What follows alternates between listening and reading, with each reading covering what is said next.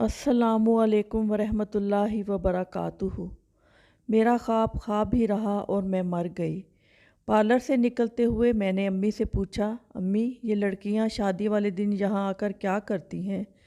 ये घर में क्रीम पाउडर लगाकर तैयार क्यों नहीं होती? अम्मी ने बताया कि बेटा यहाँ वो लोग आते हैं जिनके पास बहुत पैसे होते हैं या जिनके नसीब अच्छे होते हैं। वो यहाँ से तैयार होकर जाती हैं और इनके दूल्हे भी ऐसे ही तैयार होकर बारात लेकर जाते हैं।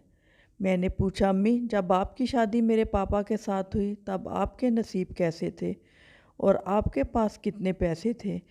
मेरी माँ ने मेरी ये बात सुनकर मुझे डांट दिया और घर पहुँचने तक मैंने देखा लगातार वो रोए जा रही हैं।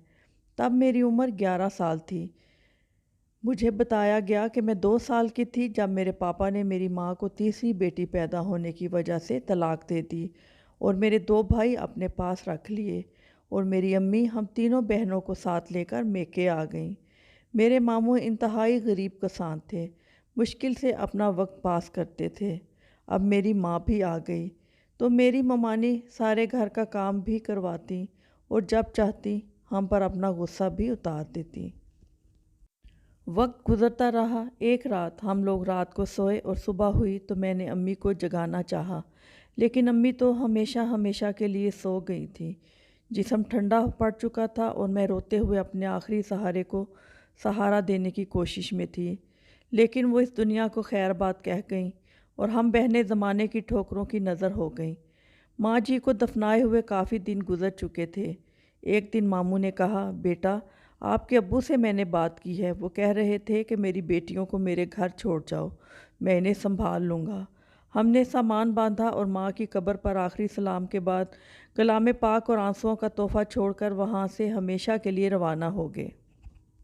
अब्बू के घर पहुँचे तो मामू नमाज के लिए मस्जिद में चले गए और पता चला कि 3 साल पहले अब्बू दुनिया से रुखसत हो चुके हैं और मामू झूठ बोलकर हमें यहाँ छोड़कर नमाज के बहाने अपने घर की तरफ लौट गए हैं। शुक्र किया कि भाई ने हमें कबूल कर लिया। और भाभी ये कहते हुए अपने कमरे में चली गईं कि तुम लोग यहाँ सिर्फ़ कुछ दिनों के लिए रहने आए हो, यहाँ की मालकान बनने की ज़रूरत नहीं। और ये कपड़े धोकर अपनी अपनी चारपाई स्टोर से निकाल कर सो जाना। भाभी के जाने के बाद हम तीनों एक दूजे के गले लगकर रोने लग गईं। या खुदा, यहाँ भी तेरे सिवा हमारा कोई नहीं, तेरी इतनी बड़ी दुनिया में हम अकेली हैं और सब हमसे नाराज़ भी हैं, जबकि हमारा कोई कसूर भी नहीं। थोड़े दिन गुजरे तो भाभी ने हमको इकट्ठे बैठे हुए देखा तो कहने लगी कि ये मत सोच लेना कि हम तुम्हारे लिए अच्छे अच्छे रिश्ते ढूंढकर तुम्हारी शादियां करेंगे। यहाँ सिर्फ तुम मेहमान हो, किसी से बात करके अपना ठिकाना तलाश करो। आंसू तो जैसे हमारी आंखों के किनारे पर पड़े होते थे। एक से बढ़कर एक मुसीबतों का पहाड़ खड़ा था। 3 महीने गुजरने के बाद 2 दिन से मेरी दोनों बहनें गायब थीं। भाइयों की तो हम कुछ लगती ही नहीं थी और भाभी ने शुक्र अदा किया कि खुद ही चली गई थी और मैं अकेली अम्मी अब्बू और दोनों बहनों की जुदाई में रोने के लिए रह गई। मुझे कमरे की सफाई के दौरान एक कागज़ मिला जिस पर लिखा था, बाजी हम दोनों दूर के किसी शहर की तरफ जा रही हैं। हमारा तेरे सिवा कोई नहीं था, लेकिन तुम तो खुद भी घर की नौकरानी हो और हमसे ऐसे मर मर के नहीं जिया जाता। वक्त और मुकद्दर ने साथ दिया तो हम तुम्हें यहाँ से ले जाएंगी, अगर ऐसा ना हुआ तो हम क़यामत में माँ के साथ मिलेंगी। खुदा हाफिज़।